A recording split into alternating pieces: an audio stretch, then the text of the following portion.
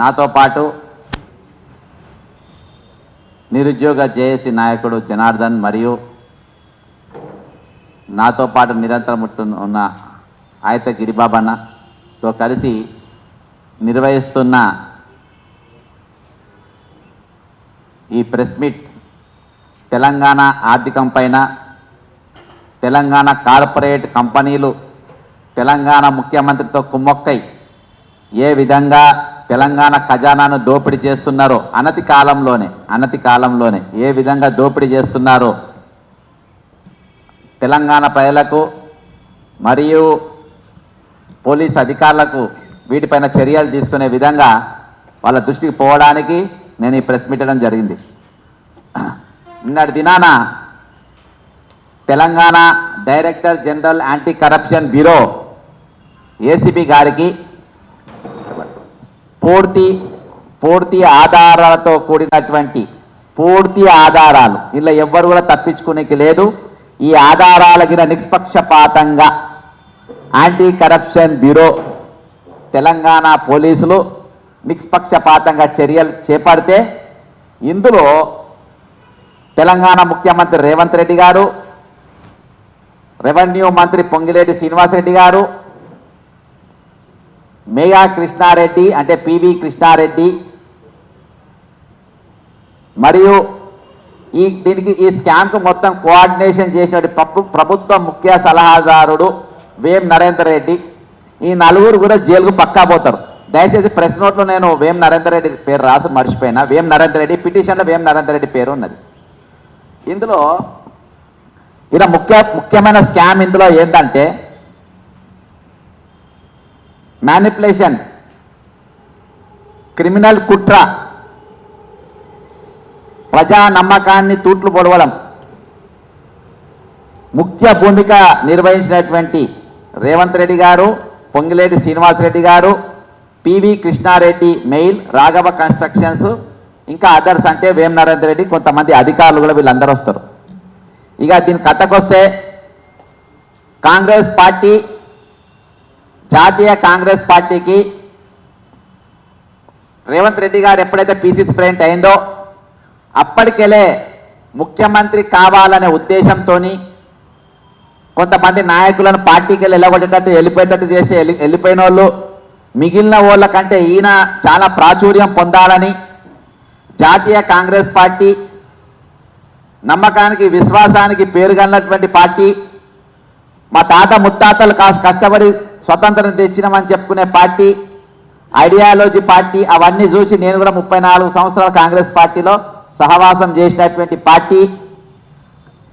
మేము రేపు వాళ్లకు అత్యధికమైన ముడుపులు ఎలక్ట్రాల్ బాండ్స్ రూపకంగా కాంగ్రెస్ పార్టీకి దాదాపు 148 కోట్ల రూపాయలు మెయిల్ అంటే mega engineering and infrastructure corporation company ద్వారా మెయిల్ ద్వారా మరి వారికి ఇవ్వడం జరిగింది. ఇగో ఆధారం, ఇది ఆధారం, ఇది మీ వెబ్సైట్లలో చూస్తే దొరుకుతుంది. కాబట్టి ఈ డబ్బు తీసుకున్న తర్వాత రేపు కాంగ్రెస్ పార్టీ అధికారంలోకి రాగానే ఇక్కడ ఉన్న వర్కులు కానీ పనులు కానీ మొత్తం నీకు లాభకరంగా చేస్తామని చెప్పి ఇవ్వడం జరిగింది.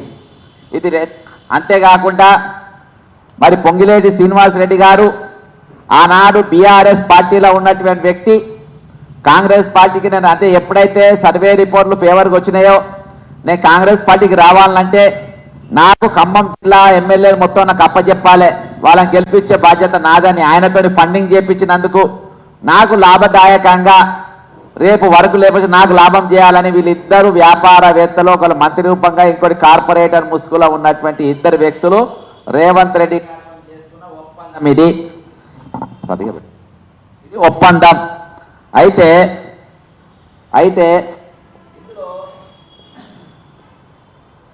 Mega engineering infrastructure corporation April 17, 2023 8 కోట్ల రూపాయలు ఆల్ ఇండియా కాంగ్రెస్ కమిటీకి ఇచ్చింది.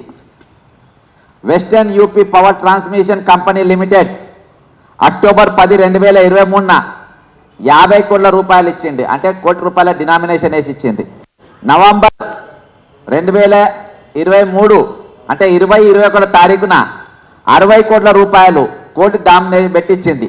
మొత్తం కలిసి వెస్టర్న్ యూపీ కంపెనీ 110 కోట్ల రూపాయలు ఎలక్ట్రాల్స్ బాండ్ రూపంగా ఇండియన్ నేషనల్ కాంగ్రెస్ పార్టీకి ఇవ్వడం జరిగింది. అంతేకాకుండా ఎస్ఈపిసి పవర్ లిమిటెడ్ ఇది కూడా, ఇవన్నీ కంపెనీలన్నీ కూడా మేఘా కృష్ణకు సంబంధించినటువంటి నవంబర్ 25, 2000 తారీఖుతో సహా చెప్తున్నా, నవంబర్ 21, 2023 30 కోట్ల రూపాయలు ఇచ్చారు. ఇక్కడ ఒక ఎస్పీ ఒకటే మొత్తం 30 కోట్లు, అంటే టోటల్గా పివి కృష్ణారెడ్డి మెగా కంపెనీకి వెళ్ళి ముట్టినాయి 148 కోట్ల రూపాయలు ముట్టినాయి. ఇవి ఎప్పుడు ముట్టినాయి? ఎలక్షన్ ఎప్పుడైతే ఎలక్షన్ కోడ్ వచ్చిందో అక్టోబర్, నవంబర్ 2023, అంటే రాహుల్ గాంధీ గారు మేడిగడ్డకు పోయిన టైంలో రాహుల్ గాంధీ గారు కాళేశ్వరం ఏటీఎం పట్టుకొని ఇక్కడ హైదరాబాద్లో తిరిగినప్పుడు, అంటే అఫ్కోర్స్ ఇప్పుడు ఆ ఏటీఎం అప్పుడు మెగా కృష్ణారెడ్డి తీసుకుపోయి ఏఐసీసీలో పెట్టుకున్నాడు. ఆ ఏటీఎం ఇప్పుడు ఇక్కడ లేదు. రాహుల్ గాంధీ గారు ఇప్పుడు ఏఐసీసీ ఆఫీసులో పెట్టుకున్నాడు ఆ ఏటీఎం మెగా కృష్ణారెడ్డి. ఆ టైంలో అంటే ఎలక్షన్ కోడ్ ఉన్న టైంలో 140 కోట్ల రూపాయలు ట్రాన్స్ఫర్ చేయడం జరిగింది కాంగ్రెస్ పార్టీకి ఎలక్ట్రల్ రూపంగా. కాబట్టి ఆ రోజు మరి పూర్తిగా ఎన్నికల ఉల్లంఘన కూడా జరగడం జరిగింది. మరి అంతేకాకుండా మరి ఈ రాఘవ కన్స్ట్రక్షన్స్ ఎవరిది అంటే ఇది పొంగిలేటి శ్రీనివాసరెడ్డిది అందరికీ తెలుసు. అందులో ఆయన కొడుకు హర్షవర్ధన్ రెడ్డి, హర్షారెడ్డి, తర్వాత ఇంకో డైరెక్టర్ ప్రసాద్ రెడ్డి, తర్వాత ఆయన భార్య శ్రీమతి పొంగిలేటి మాధురి గారు, ఆమె ఫుల్ టైం డైరెక్టర్గా పనిచేసిండ్రు. దాని సాక్ష్యాలు కూడా ఇందులో ఉన్నాయి. అంతేకాకుండా ఈరోజు 2014లో మరి కోడంగల్ లిఫ్ట్ ఇరిగేషన్ ప్రాజెక్టు వ్యయం ఎంత ఉండనంటే 1,450 రూపాయల 51 లక్షల రూపాయలు మాత్రమే అప్పుడుండే. తర్వాత జీఓఎంఎస్ 69 ప్రకారం ఈ లెక్క ఉండే. దీనికోసము నారాయణపేట, కోడంగల్, మక్తల్ ఇవన్నీ కలిపి అప్పుడు 130 కోట్ల రూపాయలు ఆ రోజు వ్యయం ఉండే, శాంక్షన్ చేసింది. తర్వాత ఇది మొట్టమొదటిసారిగా 1,450 కోట్ల దాన్ని ఏకంగా 2,945 కోట్ల, అంటే 2,940, అంటే సగం కంటే ఎక్కువ 0.50 జీవో నంబర్ 14 అది కూడా ఇలా పెట్టిన 14/8/22 అంటే మొన్న ఫిబ్రవరి రోజు ఇచ్చినటువంటి పైసలు with in just a couple of months after Revanth Reddy ఇచ్చిన తర్వాత మరి అదే నెల ఇమ్మీడియట్ గా పెంచడానికి మళ్ళీ రెండోసారి ఎప్పుడు పెంచిందంటే 2000 అంటే ఫిబ్రవరి 2, 2024, అంటే రేవంత్ రెడ్డి ముఖ్యమంత్రి 2 నెలల డబల్ పెంచిండు. మళ్ళా సెకండ్ టైం ఎంత పెంచిందంటే 2,945.50కి మరి 4,350 కోట్లు. అంటే మహానుభావుడు ఎంత పెంచిందంటే 1,450 కోట్ల రూపాయలు ఏకంగా 4,350 కోట్ల రూపాయలు. అంటే ఎన్నంతలు పెరిగినాయి? డబల్కు డబల్. ఇంత భయంకరంగా ఎస్కలేషన్ చేసి తెలంగాణ సొమ్మును, తెలంగాణ పైసలు దోచుకోవడానికి వీలు పెట్టిండ్రు. సరే, మరి మేఘా కృష్ణారెడ్డి ఎవరు? మేఘా కృష్ణారెడ్డి గురించి రేవంత్ రెడ్డి గారు ఏం మాట్లాడిండు? రేవంత్ రెడ్డి గారు మేఘా కృష్ణారెడ్డి గారు ఎక్కడెక్కడ తొడలు కొట్టిండు? తొడలు కొడితే రేవంత్ రెడ్డి కాళ్ళు ఎంతెంత వాసినాయని చూస్తే మరి ఆయన ఈ మేఘా కృష్ణారెడ్డి కంపెనీ ఇది ఒక ఈస్ట్ ఇండియా కంపెనీ అని చెప్పిండు. రేపు మేము అధికారం రాగానే దీని మీద సిబిఐ ఎంక్వైరీ, సిఐడి ఎంక్వైరీ పెడతా అన్నాడు. మేఘా కృష్ణారెడ్డి నేను జైలుకు పంపుతానని చెప్పిండు. తొడలు కొట్టుకొని తొడలు వాసినాయి, కానీ ఇప్పటి వరకు ఆయన జైలుకు పంపుడు కాదు కదా, ఆయన పట్టుకొని వచ్చి పూల పాన్పు పైన పండబెట్టి ఈరోజు 1,000 కోట్ల రూపాయలు ప్రజాధనాన్ని తీసుకుపోయి ప్యాక్ చేసి ప్యాకేజ్ రూపకంగా కోడంగల్ లిఫ్ట్ ఇరిగేషన్ ప్రాజెక్టు పేపర్ల ప్యాక్ చేసి ఆయనకి ఇవ్వడం జరిగింది. ఈస్ట్ ఇండియా కంపెనీ పరిస్థితి ఇది. అంతేకాకుండా మరి అప్పటి పిసిసి ప్రెసిడెంట్గా ఉన్నటువంటి ఉత్తమ్ కుమార్ రెడ్డి గారు, ప్రస్తుతం ఇరిగేషన్ మంత్రిగా ఉన్న ఉత్తమ్ కుమార్ రెడ్డి గారు కూడా ఆయన కూడా తొడలు కొట్టిండు. నేను మేఘా కృష్ణారెడ్డిని జైలుకు పంపుతా, ఎవడు ఆపలేడు అని చెప్పి తొడలు కొట్టుకొని ఆయన కూడా తొడలు వాపొచ్చినాయి, కానీ ఆయన పోయింది లేదు. ఇక ఈ లిఫ్ట్ ఇరిగేషన్ ఈ మ్యానిపులేషన్ ఎట్లా జరిగింది? ఎట్లా అంటే ఇది ఒక విచిత్రంగా వర్క్ ఎలాట్ చేసింది. ఎల్ఎన్టీ అంటే మన దగ్గర చిన్న కంపెనీలు ఎవరు అడిగినా చెప్తారు, కానీ ఎల్ఎన్టీ ఇప్పుడు మొదటి ప్యాకేజ్ కింద మరి 1,000 1,338,18,669 కోట్ల వరకు మరి మొత్తం 4 కంపెనీలు దీంట్లో పాల్గొన్నాయి. ఒకటి రాఘవ కన్స్ట్రక్షన్స్, ఇంకోటి మెగా కన్స్ట్రక్షన్స్, మూడవది ఎల్ఎన్టీ కన్స్ట్రక్షన్స్, నాలుగవది నాగార్జున కన్స్ట్రక్షన్స్. అయితే మీకు ఎల్ఎన్టీ అనేది పనికిమాల కంపెనీ, సీసీ రోడ్లు వేసుకుంటుంది, కాలువలు కట్టుకుంటుంది. అటువంటి కంపెనీ మా కోడంగల్ కడతారా? మాది మల్టీనేషనల్ కంపెనీలు కట్టాలి అని చెప్పేసి దాని టెక్నికల్ రీజన్స్ ఎగరగొట్టిండ్రు. నాగార్జునది అయితే దిక్కుసక్కి లేకుండా పోయింది. ఇక ఇద్దరికి వచ్చింది అబ్బా, ఇద్దరు పాల్గొన్నారు. ఎవరెవరు? Raghava constructions, male construction. వీళ్ళ చరిత్ర నేను ముందు చెప్పినా కదా కాంగ్రెస్ పార్టీకి ఏమి ఇచ్చిండ్రో, కాబట్టి ఇద్దరికి వచ్చింది. ఇద్దరు ఎంత వేసిందంటే మరి L1గా రాఘవ కన్స్ట్రక్షన్స్ వచ్చింది.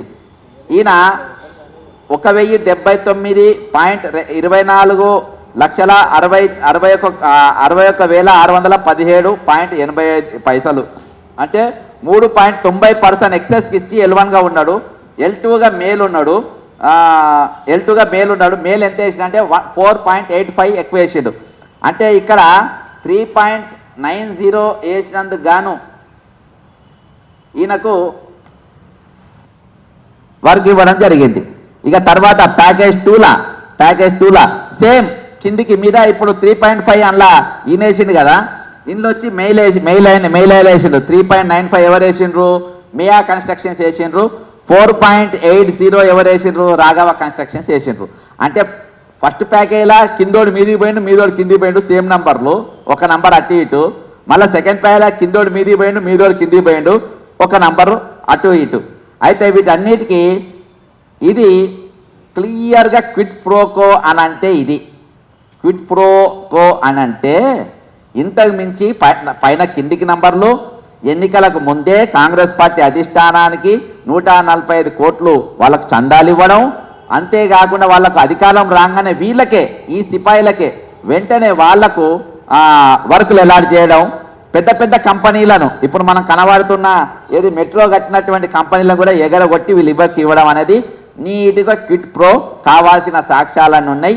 కాబట్టి వీళ్ళు ఎంక్వైరీ చేయాలి. సరే, దీనికి మీడియేటింగ్ ఎవరు చేసిండ్రు, దీనికి కోఆర్డినేటింగ్ ఎవరు చేసిండ్రు అని అంటే మనం ఇదివరకు ప్రభుత్వం ఉన్నప్పుడు మరి ముఖ్య సలహాదారులు అంటే ఇది మొదలైంది రాజశేఖర రెడ్డి గారు ముఖ్యమంత్రి ఉన్నప్పుడు. మొట్టమొదటిగా కేవీపీ రామచంద్రరావు గారు సలహాదారు ఉండే. ఆయన నిత్యము జనాన్ని కలిసేది, మామూలు పబ్లిక్ని ఇంటికాడ కలిసేది, సెక్రటరీలో కలిసేది, ఈడ కలిసేది. మరి వీళ్ళు ఏం చేస్తుండ్రు ఇప్పుడు? మరి ఈయనెవరు అని అంటే వీళ్ళందరూ కూడా ఓటుకు నోట్ల దొంగతనం కేసులలో ఉన్నటువంటి వేం నరేందర్ రెడ్డి.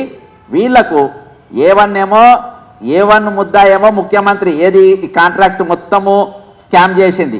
ఇందులో వీళ్ళను కోఆర్డినేట్ చేసింది, బోకర్ పని చేసింది, దీన్ని బోకర్ పని అంటారు. ఈ బోకర్ పని చేసింది, దీని మొత్తం లైసెన్సింగ్ నడిపింది ఎవరంటే వేం నరేందర్ రెడ్డి, ఓటుకు నోట్ల A2. ఆయన దీన్ని మొత్తము ఈ టెండర్ ప్రాసెస్ వీళ్ళ మధ్యలో ఎవరెవరికి ఎంతెంత వర్క్ రావాలి, ఎంత షేర్ చేయాలని కరెక్ట్గా కేక్ కోసినట్టు జరిగింది. అయితే దీని విషయంలో మీరు ఎంక్వైరీ ఏం చేసిన అంటే వీళ్లకు ఇదివరకు ఉన్నటువంటి నిబద్ధత ఏందని చూస్తే మరి గతంలో ఇదే మేఘా కృష్ణారెడ్డి మరి సుంకశిల ప్రాజెక్ట్ కల గోడ కూలిపోయింది, ఇంటెక్ వాల్ కూలిపోవడం జరిగింది, అలా ప్రాణ నష్టం జరిగింది, ఆస్తి నష్టం జరిగింది. దీని మీద జగదీష్ సూర్యాపేట ఎమ్మెల్యే దీనిపైన మీరు యాక్షన్ తీసుకోవాలి, ఏం యాక్షన్ తీసుకున్న ఆర్టీఐ అయితే దాని మీద రిప్లై కూడా బరాబర్ ఇవ్వలేని పరిస్థితిలా మరి ప్రభుత్వం ఉన్నది. అంతేకాకుండా ఈరోజు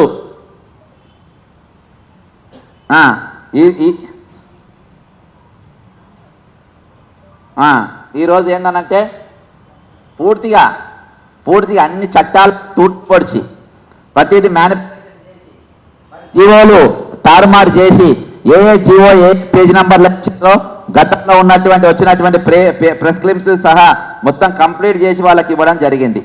మరి ఈరోజు నేను ఒకటే డిమాండ్ చేస్తున్నా, ఈరోజు వీళ్ళకు ఉన్నటువంటి ప్రాధాన్యత ఏంది, ప్రాముఖ్యత ఏంది, ఇప్పుడున్న ప్రభుత్వ పెద్దలలో నిబద్ధత ఏంది అని అంటే కేవలము ఆర్థిక లాభాలు మాత్రమే, అంతకు మించి ఏం లేదు.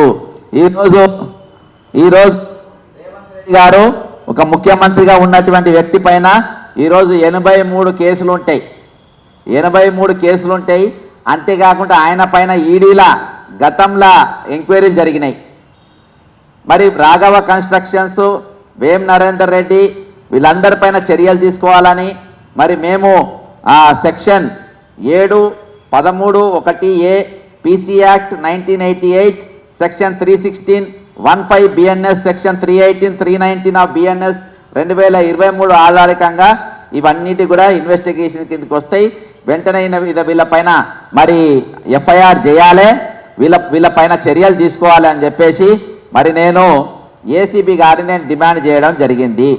ఇక నా ప్రధానమైన డిమాండ్లు ఏంటనంటే, ప్రధానమైన నా డిమాండ్లు ముఖ్యమంత్రి రేవంత్ రెడ్డి, మేల్ రాఘవ కన్స్ట్రక్షన్స్ వీళ్ళపైన తక్షణమే ఎఫ్ఐఆర్ పెట్టాలనేది, అవినీతి పూర్తి స్థాయిలో వెలికి తీసేయాలంటే మరి సిబిఐ లాంటి సంస్థల పైన స్వతంత్ర దర్యాప్తు చేయాలని, ఆల్రెడీ నేను నవంబర్ 7వ తారీఖు ఈ స్కామ్ జరగబోతోంది అని ఈడీకి నేను నవంబర్ 7వ తారీఖు 2024 సంవత్సరంలో నేను ఫిర్యాదు ఆల్రెడీ నేను చేయడం జరిగింది.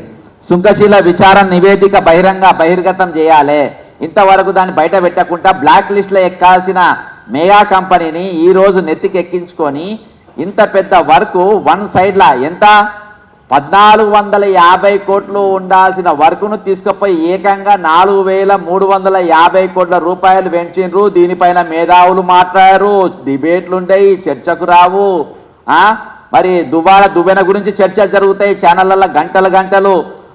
మన ఏది విజయసాయి రెడ్డి చెప్పుల సాక్షుల గురించి గంటలు చర్చలు జరుపుతారు ఛానళ్ళల్లో. ఇంత పెద్ద స్కామ్ జరిగితే ఎవరికి గణవార్తలేదా? ఏ ఛానల్లో గణవార్తలేదా? ఏ మేధావి గణవార్తలేదా? ఏ ప్రకటిత మేధావి గణవార్తలేదా? ఏ తెలంగాణను కిందికి చేయగల తలకిందులు చేసే సామర్థ్యం ఉందని చెప్పుకునేటోళ్లకు ఈరోజు ఇవన్నీ గణవార్తలేవా? ఈరోజు ప్రతి ఒక్కరు నోటి తెరవాల్సిన అవసరం ఉంది, ప్రతి ఒక్కరు మాట్లాడాల్సిన అవసరం ఉంది. కఠినమైన చర్యల కోసం ఎందుకు ఈరోజు సామాజికవేత్తలు కానీ సామాజిక కార్యకర్తలు కానీ ఎందుకు అడుగుతలేరు? మేము డిమాండ్ పబ్లిక్ ప్రొక్రూట్మెంట్ ప్రక్రియలో పారదర్శకత మరియు న్యాయబద్ధత నిర్మించిన కఠినమైన చర్యలు చేపట్టాలి మా ఇంకో డిమాండ్. కాబట్టి నేను ఏసీబీ గారికి నేను ఇచ్చింది ఇది బుట్ట దాఖలు చేయకుండా నేను ఇచ్చింది మీకు సాక్ష్యాలతో ఇచ్చిన కాబట్టి మీకు నిజంగా పారదర్శకత ఉంటే, ప్రజలకు మీ జవాబుదారితనం ఉంటే, ప్రజల పైసలతోని, ప్రజల ట్యాక్సులతోని, ప్రజల చెమట రక్తాలతోని మీకు ఏవైతే మరి జీతాల రూపకంగా వస్తున్నాయో అవి నిజంగా మీకు వాళ్ళ గౌరవం ఉంటే ఈరోజు పారదర్శకమైన ఎంక్వైరీ జరగాలి, వీళ్ళను ఖచ్చితంగా జైళ్ళకు పోవాలి. వీటిపై చేస్తే ముఖ్యమంత్రి రేవంత్ రెడ్డి గారు, పొంగిలేటి శ్రీనివాస్ రెడ్డి గారు, మేఘా కృష్ణారెడ్డి గారు, వేం నరేందర్ రెడ్డి గారు ఖచ్చితంగా 101% తిహార్ జైల్లో ఉంటారు. తప్పించుకునే అవకాశం లేదు. వాళ్ళు దొరికిపోయినరు, సమాజంలో దొరికిపోయినరు.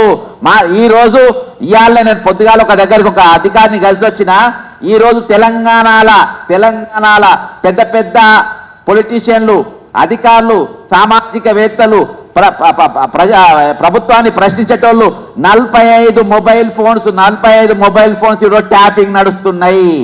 45 మొబైల్స్ ఈరోజు అత్యధికంగా 25 మొబైల్ ఫోన్స్ కేవలం కాంగ్రెస్ పార్టీకి చెందినటువంటి నాయకులదే.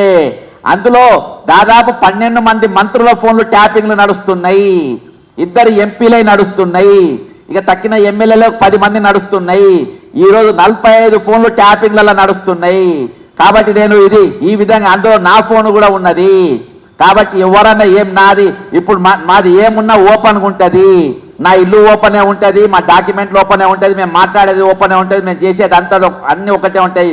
కానీ నీ దర్యాప్తు సంస్థలు, నువ్వు దర్యాప్తులు, నీ విజిలెన్స్లు, నీ టెండర్ రిపోర్ట్లు, నీ టెండర్ బిడ్లు అన్ని కూడా బహిరంగం చేయకుండా లోపల దొంగల లెక్క దాచుకుంటారు.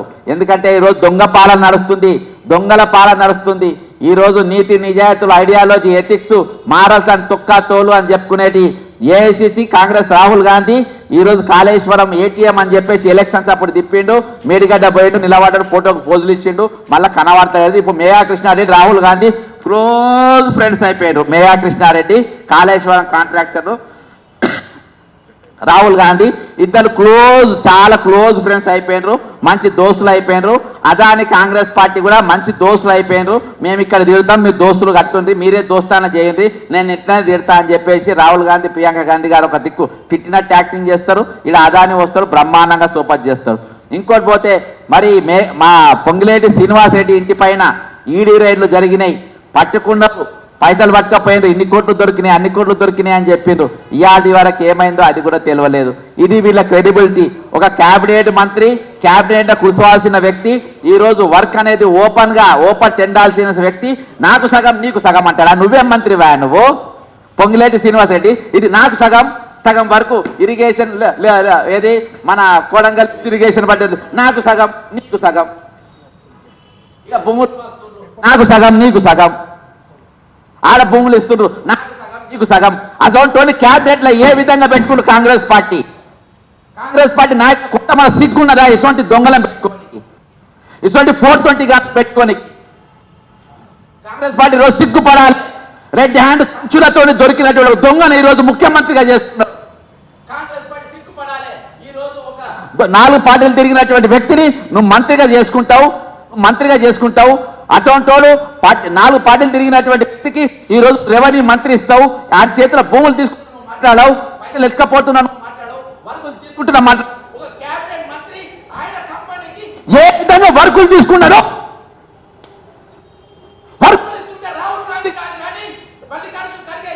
ప్రియాంక గాంధీ కానీ ఎందుకు మౌనంగా ఉన్నారు? ఎందుకు నోరు తెరుస్తలేరు? ఇది ఐడియాలజీ పార్టీ అనేది, ఎథిక్స్ ఉన్న పార్టీ అనేది, నీతి నిజాయితీ కోసం నిలబడే పార్టీ అనేది. అదాని నా శత్రువు అని ఎందుకు చెప్తావు? ఇక్కడ దోస్తానా ఎందుకు చేస్తావు?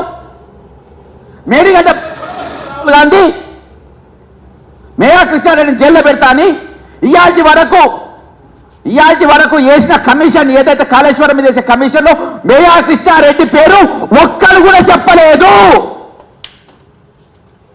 ఒక్కరు కూడా ఆయన మీద కంప్లైంట్ ఇవ్వలేదు. కంప్లైంట్ ఇచ్చిన ఏకైక వ్యక్తి బక్క జడ్సన్. మేయా కృష్ణారెడ్డి అనేతో పేరు చెప్పింది ఏకైక వ్యక్తి బక్క జడ్సన్. ఈరోజు బాజాప్తా 10 మంది ఐఏఎస్ ఆఫీసర్లు దొంగలైనటువంటి వ్యక్తులు నవీన్ మిత్తల్ అసలు గల్లా ఎగిరేసుకొని తిరుగుతుంటే, నవీన్ మిత్తల్ అనేటోడు ఈరోజు లక్షల ఎకరాలు పీక్కపోయిండు. ఏం పీకింది కాంగ్రెస్ పార్టీ, కాంగ్రెస్ ప్రభుత్వం? ఈరోజు ధరణి పేరుతోని అనేకమైన రైతులను ఇబ్బంది పెడితే నవీన్ మిత్తల్ అనేటోడు జైల్లో పెట్టే బదులు ఏం పీకిండు రాహుల్ గాంధీ? చిప్పు చరాలు లేవా మీకు? 1200 మంది విద్యార్థులు బలిసి చచ్చిపోయినరా తెలంగాణ కోసం? శ్రీకాంతాచారి అనేటోడు నవ్వుకుంటే కిరోసిన్ పోసుకొని ఎంతో చిరునవ్వుతోని బలిపీఠం ఎక్కింది దీనికోసమా? ఆంధ్రోలు దోసుకపోతున్నారని చెప్పిండు. దోసుకపోడుగా దోచి పెడుతున్నారు. ఈరోజు బీజేపీ నాయకులు సత్తి కడుతున్నారు, వాళ్లకు దోస్తాన చేస్తున్నారు. మొన్న అంటాడు ఆయన విద్యాసాగర్ పుస్తకం మీద తలాతోకలేదు ఆయన మాట్లాడితే.